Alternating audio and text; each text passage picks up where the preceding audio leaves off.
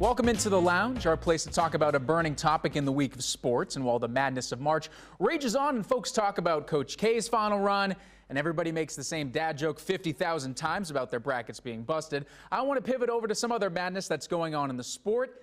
And this one isn't necessarily breaking news or even a development, more of a shower thought, if you will. So while both the men's and women's tournaments are going on, you look at the women's games and you look at the sidelines and you see both men and women as head coaches. Yet you look at the sidelines of the men's games and only see, well, men.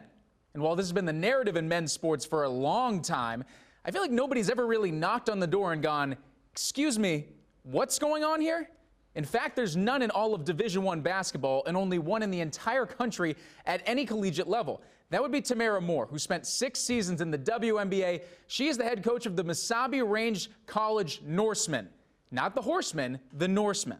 The only woman as the head coach of a men's college team. One of 3 women ever, and the only one to be African American. So being in sports, you hear a lot of sports debates often. So with that, you hear a lot of dumb sports debates and closed-minded points of view.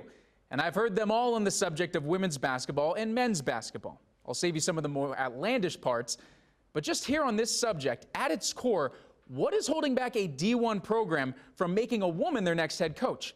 I know it can't be because of money, because you all have it bursting out of your ears. I know it's not X's and O's, because the women's game has much more fundamentals and the same level of basketball IQ. Are you worried about handling the locker room? Because I promise you, there are female coaches with more command of a huddle in their left pinky than some male coaches.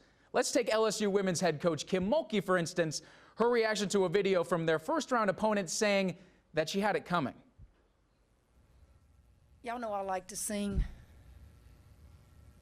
right? So when I saw it,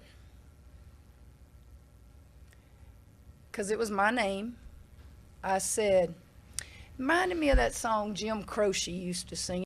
And he had a little song, and it goes like this: you don't tug on Superman's cape. You don't spit in the wind. You don't pull the mask off the old long range, and you don't mess around with Kim. That was my first thought. You mean to tell me a dude is going to talk back to her? I don't think so. And what's even more glaring is these jobs aren't just available, their male counterparts aren't worthy of holding them in some cases. In 2003, Georgia head coach Jim Herrick committed academic fraud for his players by giving them all A's for classes they never actually attended. Indiana's Bob Knight choked a player at practice in 1997 that was caught on tape.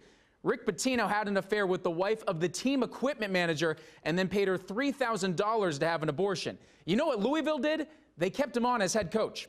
He also provided strippers and prostitutes to players from 2010 to 2014. He wasn't officially canned until his 3rd scandal of paying a recruit's family $100,000 for him to come play with the school. Oh, by the way, he still has a job. He's over at Iona.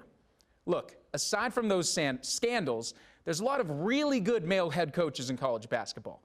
But there's just as good, if not better ones who reside in the women's game. In the same way there's men coaching women's teams, it deserves to be vice versa. We often don't know change until it slaps us in the face, rids us of the ways we used to think.